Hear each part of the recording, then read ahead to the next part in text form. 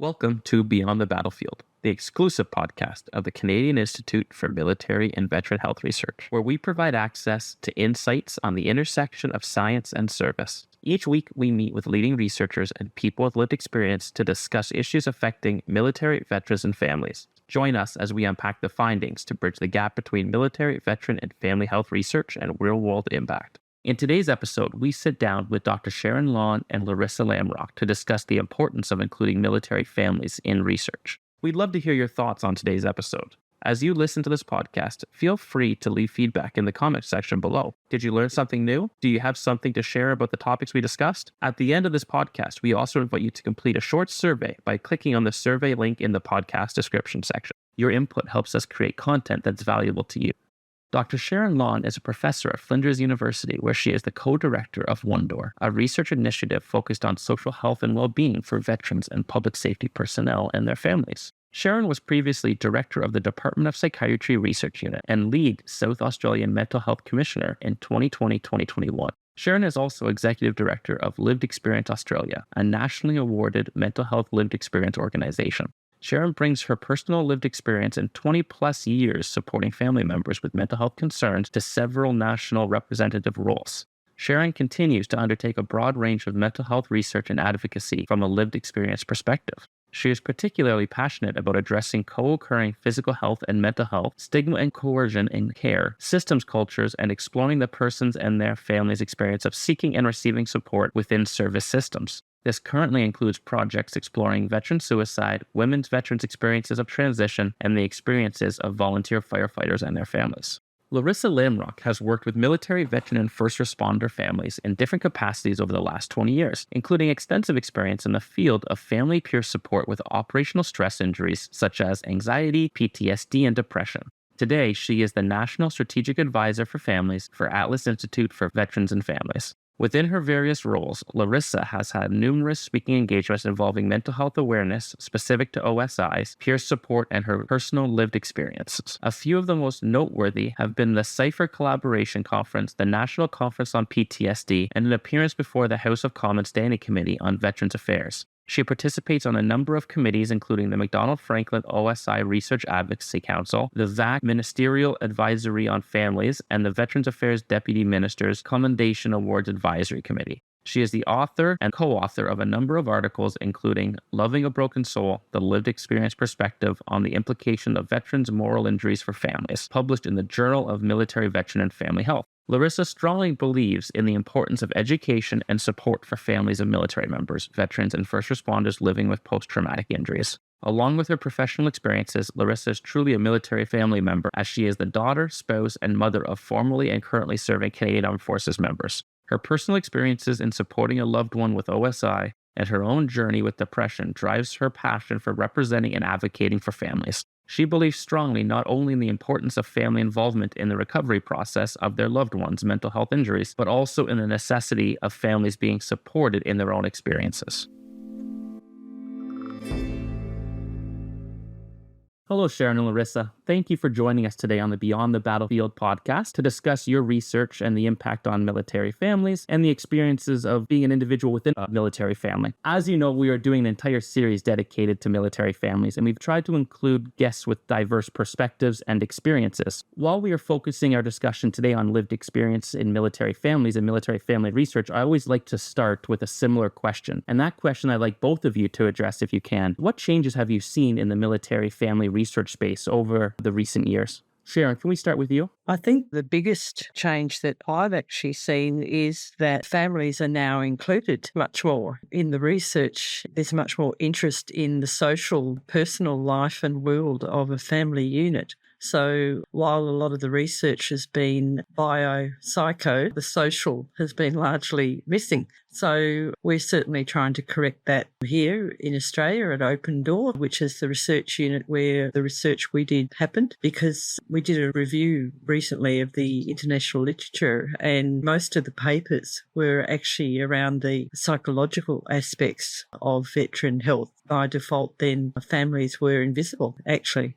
So we're trying to correct that with a lot more acceptance that people lived within families, and families are critical to the whole health of a family unit and well-being of a family unit. Yeah, I think for myself, I appreciate what you're saying, Sharon. And for me, I'm not a researcher. I'm not an academic. I come to this conversation primarily as someone with lived experience, being the family member of a veteran and proud mom of a reservist. I'll just throw that in there as well. So for me, the changes that I've seen have only been in the past few years. So the reality of it was prior to the job that I have now, which exposes me to research. It's part of the work that I do. I wasn't aware of it before. It wasn't something that on a Friday night I would be Googling research on military and veteran families. So I was really unaware of the work that was done, the areas that the work was being done. So for me, in the few recent years, to ask that question, it's a little bit about perspective. It's like blossomed, I guess, for me, and I have a whole new awareness and appreciation for research and the importance of research. I think what I've seen though as well, even what you're speaking to, Sharon, the evolution that you talked about, was it families being invisible in research before. What I'm observing more recently is the representation of families in military veteran related research is often conjoint with the veteran or attached to the veteran or military member. So often is about the experience of family members as caregivers for ill and injured military members and veterans, or it might be about deployment experience of young children, for example. I'm starting to see a little bit of an evolution and a change in researching military and veteran families in their own right as individuals in their experience. So not just as a caregiver, but what are the impacts of service on, for example, growth and development of children that are growing up in a military household or in a veteran household for that matter? What are the impacts of operational stress injuries on an individual family member, the impacts of compassion fatigue, secondary traumatization? So that's a bit of the evolution that I've seen that I'm really kind of excited about, because I am an individual. Although I'm a veteran family member, my experiences are unique to that of my husband's. It's interesting you say that. I have a number of veterans in my father's father, my mother's father, all connected with military type activities, etc. My father was a policeman, so I have some affinity with the military culture. But what you're saying, I've also been a mental health carer for more than 20 years and get involved very much in advocacy. So the research projects that I do in my university life, but also in my national advocacy, very much we do projects because we want to actually provide evidence from a lived experience, and that evidence becomes advocacy. It helps correct things. And what you're certainly saying, the research around family care has been very much all about family burden and carer burden.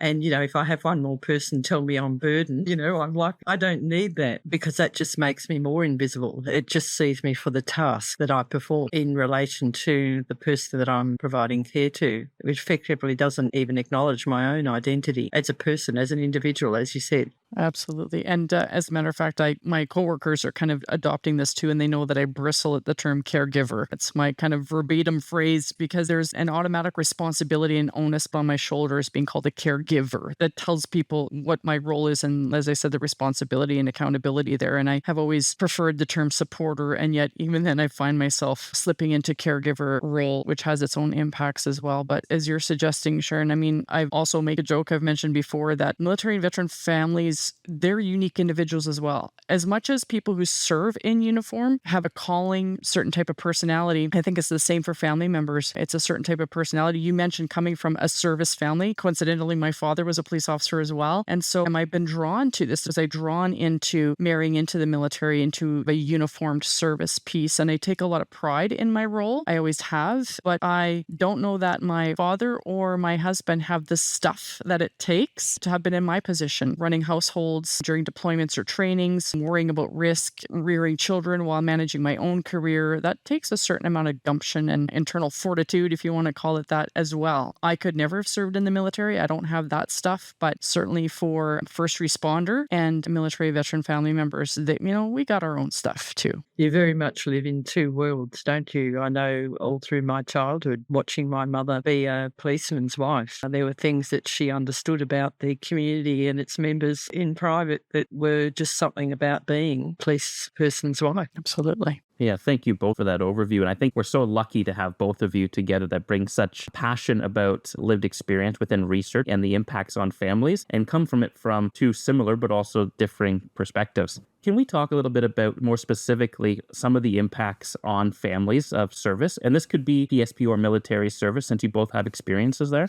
I think for me, Nicholas and Laryssa, the biggest driver for me of doing lived experience research is because the researchers involve the people far too further down the track than they should. So I get a real buzz out of doing research where you actually sit down with people in the first place and they actually drive the question. They actually identify what are the things that are actually important to ask and how they need to be asked. So recently, one of the projects that we did for Lived Experience Australia was on loneliness and mental health. And if you know that area, a lot of the questionnaires ask people, why are you lonely and why are you lonely? Whereas we ask, what does loneliness mean to you? Which is a completely different question. And so you don't hear what you need to ask unless you go to the people that actually live it in the first place. That's something that I think is critical in lived experience research, rather than predetermining the design, the questions, how you're going to go about it, and then what the meaning of any analysis that you do. You must have people at every step of the way. Yeah, I think you'd asked about impacts of service on families, and I think the research is going to help us determine that and put our finger on the pulse of it. But just in my observation, actually prior to my role at Atlas, now I did 15 years with providing peer support with a national program in Canada. And I mean, how does it not impact families? I think every kind of domain of well-being, I guess you could say, can shape, inform, and impact families, whether it's first responder families working odd hours and shift work, or through training and deployment in military families as, let's say, the primary caregiver or parent in the home. It's kind of pseudo single parenting. You have the second parent flitter in and then flitter out again. So, I mean, that can be a challenge for both the children in understanding roles, rules, things like that, expectations, but certainly for the person left at home, it can have career implications. So as an example, I was in nursing at one time and,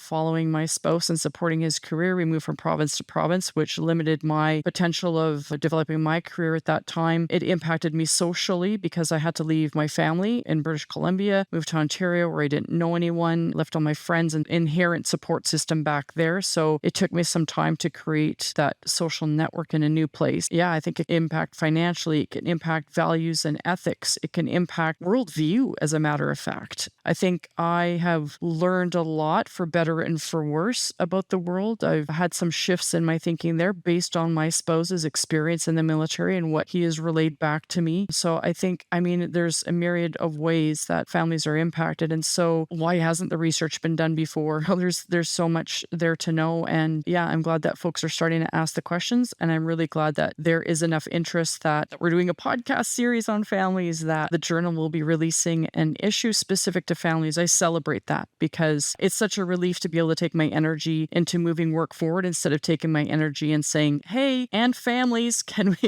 we have a conversation about that? So yeah, I'm really excited about where we're at right now. It's really interesting, Laryssa. Everything that you've said is very much what people have described here in Australia as well. And what it typifies is the whole military identity that the family also takes on. It becomes the life of the family and the primacy of the service, and how family members, whether they're spouses or children, it's very clear, isn't it, that you have to make a lot of sacrifice, but it's service of different type, all for the military purpose, which then is a challenge for families when the person who's serving in the military, for whatever reason, becomes injured, becomes unwell, leaves the military on medical grounds because of mental or physical health issues, etc., where the family who's signed up also, but then you're shut out. Certainly here, families have a significant experience of being shut out, and we currently have a Royal Commission into military and veteran suicide, which is finishing this year after a solid period of hearing from many thousands of people, where families are recounting literally being shut out even at the point after their family member has passed away and receiving no clear answers. Yeah, one thing that we've been hearing throughout this podcast, and I think is quite obvious, I'm not here to ask only obvious questions, but family members have a wealth of experience, positive and negative, and they understand the experience from their own context and from the community around them as well. So there's the idea that research is changing within families, which is great. We're actually starting to research families as family families of military veterans, but again, in their own right, as you've pointed out, Laryssa, which I think is key.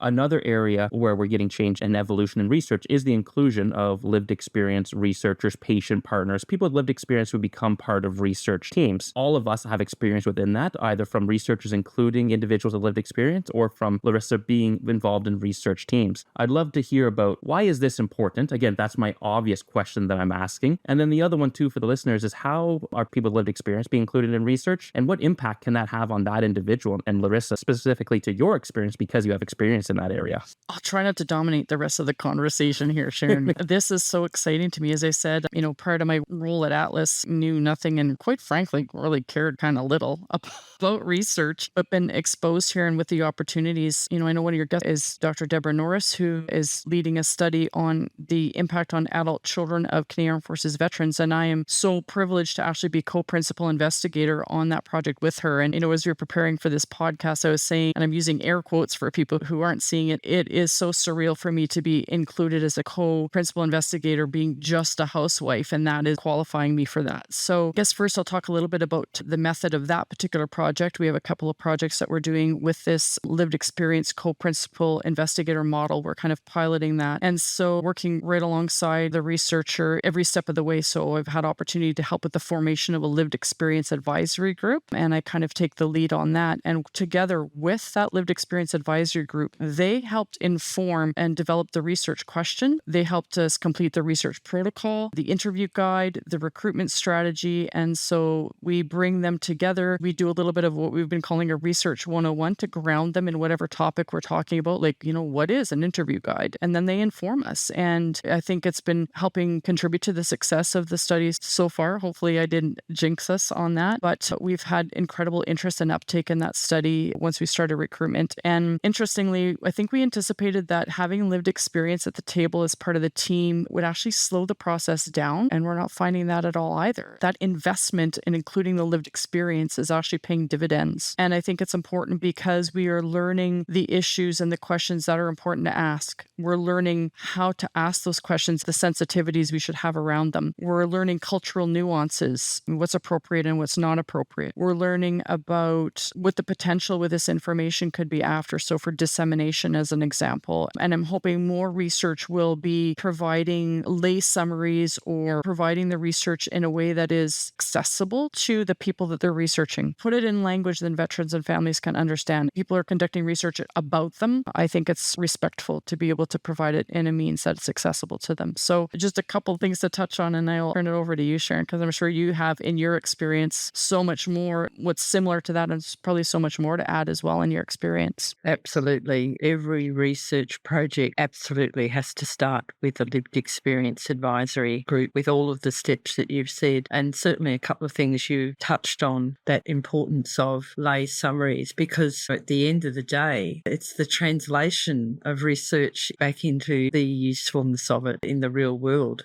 Giving it back to the people that actually own that experience is incredibly important because they're the people that are living it, getting up each day and needing to put their knowledge, their lived experience, expertise into practice. And the other thing you touched on absolutely is the othering that can and has happened very much, where people are the objects of research, which only serves to keep this separation between expertise of a researcher and expertise of lived experience, which is equally valid and in fact more so because there are so many things that people can elucidate as part of the real world rather than the very siloed, fragmented systems, for example, that often people have to navigate, which make no sense at all. But lived experience world, you have to put everything together because it all makes sense each day you get up. One thing, actually two things I want to touch on. One thing is how can we include as researchers individuals with lived experience within the research team so we're not just checking a box. So we're not including them for the sake of including them, but we're including them to benefit the research and to make sure we are meeting the needs of the community that we're hoping to improve the health and well-being of. And on that line, the one thing I wanted to touch on too is, Laryssa, you mentioned you were co-PI. I think that's significant in itself. You are not just a member of the team, but co-PI is a title that holds a lot of importance to the development of the research study. So from a personal lived experience, going in and hearing that you're going to be co-PI, number one, the question might come up as what is co-PI? And then hearing about the responsibilities of it, I think I would love to hear how you felt within that first time hearing it as well. well. Very humbled, I think, in some ways. Like I said, it's a very surreal experience. And I'm going to be quite open and honest to say that within my role in a lot of different ways, but particularly with this project, I have a lot of imposter syndrome. And, who am I? So I am so grateful to have a team that is encouraging and supportive and validates me in my experience. That has been incredible, which gives me the confidence to participate and to share my ideas. And I have a couple of good ideas. So when it comes to research, which I hope has contributed to how robust it will be and comprehensive it will be. So yeah, I was intimidated, but have been learning along the ways. And as I said, been supported, and it's been a really phenomenal experience. I think it needs to be the right lived experience person at the right time, and it has to be the right researcher. Dr. Norris is incredibly humble. She's amazing. I've known of her work for quite a while, but how much humility it must take for her to have an advisory group of lived experience folks. And for this adult child study, we have advisory members from 18 years old to over 70. It's incredible to see this group come together. But they're providing her, who is a leading researcher in her field, well-known, advice for how she can improve her work. And she takes it and she applies it where it's going to benefit the study. That takes a certain amount of humility, which I really admire. But it has been very much a team effort. And I think it's been validating the advisory members' experiences as well and making them feel that the importance of what they have to share. It's been a pretty incredible experience to this point. And certainly from the other side, what you're describing as humility is also letting go of that knowledge that researchers hold on to. I think it's really important. And one of those structures is, of course, all the acronyms. Acronyms can very much work to exclude people, establishing a whole partnership, and it is a partnership from the get-go, where all of those structures are just removed, because it's about listening and it's about sharing that balance of power in the knowledge sharing that happens. Because as a researcher, you're opening up to listening, because you're going to discover something that you haven't actually understood before from a lived experience. Yeah, thank you both for sharing. Something you mentioned, Laryssa, was the right person at the right time. That's got to be a hard thing to identify for, number one, a researcher, but even family member, a veteran, any person with lived experience. Are they ready to engage in a process that they don't know much about or have never engaged in? Yeah, for sure. I think if they haven't been exposed to research or don't have an inherent interest, I think maybe those are two things that you might have to come to the table with. There's a lot of learning, a big learning curve, so you have to be open to that, which means, look, let's face it, as a person with lived experience, my spouse was medically released for PTSD. He has a traumatic brain injury. We live with moral injury in our house. I have depression. I also have been struggling with compassion fatigue for the past 2 years. That can be a lot. It can be a lot. And so am I in a space that I can take on more immense learning curve, invest myself in this? And of course, we want safety of all of the people that have lived experience engaging in research. Safety is, of course, of utmost importance. And so we need to do check-ins. We need to put supports and services in place for them, as well as myself. I need to model it for the advisory group members, that maybe there's a day that I just can't have the discussion because it's hitting too close to home, or I need to take care of myself emotionally, mentally, physically, not just day to day, but is it the right time in ages and stages of life for someone to participate in it? I think when you do find the right person at the right time and the right researcher, it's synergistic. It's amazing. And as I said, we don't have the outcomes yet. We haven't even, we're still waiting for that. So we'll see what it'll be. But yeah, I think it can be a really valuable model if done correctly. And something that you'd asked about before, Nicholas, I think if a researcher does want to engage lived experience without it being tokenistic or a token in the box or yes, I did, they need to ask themselves a lot of questions first. Am I prepared to put additional resources in place? Am I prepared to extend the timeline? Because maybe we've just struck it rich with the particular project I'm involved in and we haven't hit any glitches, or, lived experience hasn't slowed it down. Are you willing to reconsider your method forward if the advisory is telling you to turn left and you were intending to turn right? I mean, there's just a lot of considerations there. And so I think the values for the output after will pay dividends, but you do need to go into it being willing to commit. Because I'm going to say, if you're not willing to commit, then it might not be the right time. It's interesting you talk about the issue of safety too, Laryssa, and certainly in Australia, we have a very burgeoning, flourishing lived experience workforce as well. And I think it's the same for lived experience research, where there's such enthusiasm for lived experience and getting involved, but it does actually require an understanding of how you tell your story safely, how you bring forward your lived experience, because,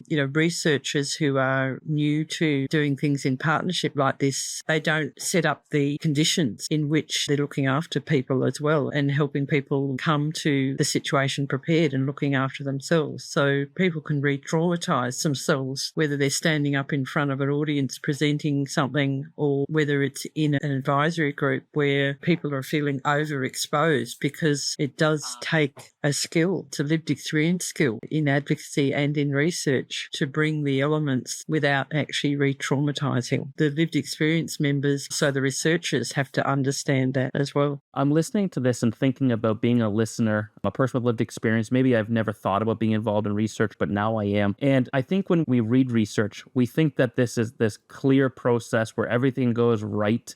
And you write it up in a way of saying everything went great and this is what we did and it was the right thing to do because we've done it for so long. But research can be messy. And I think that's an important thing to get across here, is that it's not taking a perfect process that may or may not be slowed down by a person with lived experience. It's the idea that this is a true partnership. There's going to be challenges on both sides, but there's always challenges within research, whether it's collection or recruitment or analysis. So it is a way to enter into this partnership on both sides to get greater value from the research. I just wanted to make sure when we're talking about the right person and we're talking about engaging in research, the people listening know that that right person doesn't mean the perfect person for research, because there is no perfect person for research and there is no perfect streamlined approach, right? In fact, you want people to challenge the questions, because if you go into research expecting it to be all smooth, you've already closed off some of your mind and your options, and you'll get what you expect, which doesn't bode well for discovering new knowledge about an issue and correcting some of the gaps in the research. You have to be open to hearing something a little bit different.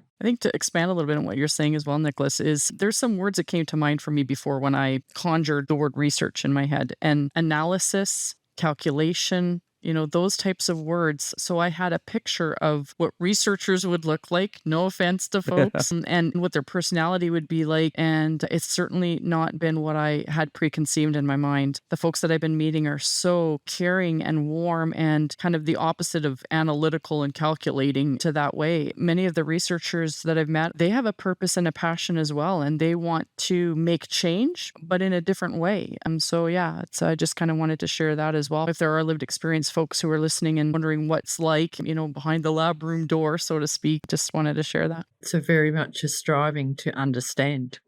Yeah, such a good point. I think what we'll hopefully hear throughout this podcast, and what I know what I've experienced, is we're all part of the military veteran family community, me indirectly, but because we want to improve the health and the well-being of military veteran family members. And that is something that is so apparent when you talk to a lot of people within this field. I think that's a great way to put it, Laryssa. Now, I've loved this conversation. Unfortunately, we're actually almost out of time already, which is unfortunate, but maybe the opportunity to continue doing more and more episodes on this, because I think it is needed. But one of the last questions I wanted to ask is about some emerging areas of studies to meet the needs of families in the military veteran family space, and might also kind of curtail into people thinking about their experiences and if they wanted to get involved in research. What are some of the upcoming areas that you've seen or recent emerging areas within the field? Correct me if I'm wrong, but Sharon, I think you might have done some work in the area of moral injury in families. Like, that's something that I'm pretty excited about myself, and even with my own personal experience. And again, not just in supporting my spouse with his experience of moral injury and observing the suffering that he has and how I can support him in that, but I kind of was alluding to it before in this conversation that my moral schema has been knocked off kilter based on what my loved one has shared with me about his experiences. It changes the way I look at the world. It changes the way I look at humanity. And then further to that, I wonder about, how does that impact my kids when they are developing their moral schemas? From what I understand, your value, your ethics, your morals are developed as influenced by your surroundings, your parents, and things like that. So those are two areas that I'm really curious about and looking forward to supporting however I can moving forward.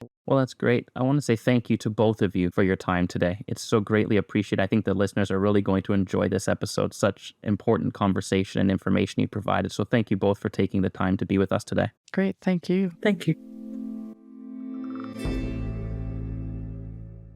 Thank you again to Dr. Long and Laryssa Lamrock. Please continue the conversation with us by following the SIMVR and the JMVFH on Facebook and LinkedIn. Now that you've listened to the Beyond the Battlefield podcast, episode 3, we invite you to complete a short survey by clicking on the survey link in the podcast description section below. Your input helps us create content that's valuable to you. On next week's episode, we sit down with Dr. Mark Rogers and Dr. Danielle Post to discuss family care partners, including family programs and services. You will not want to miss it. Thank you for taking the time to listen today. Please subscribe to the podcast and leave us a review. Until next time, take care and stay well. Goodbye for now.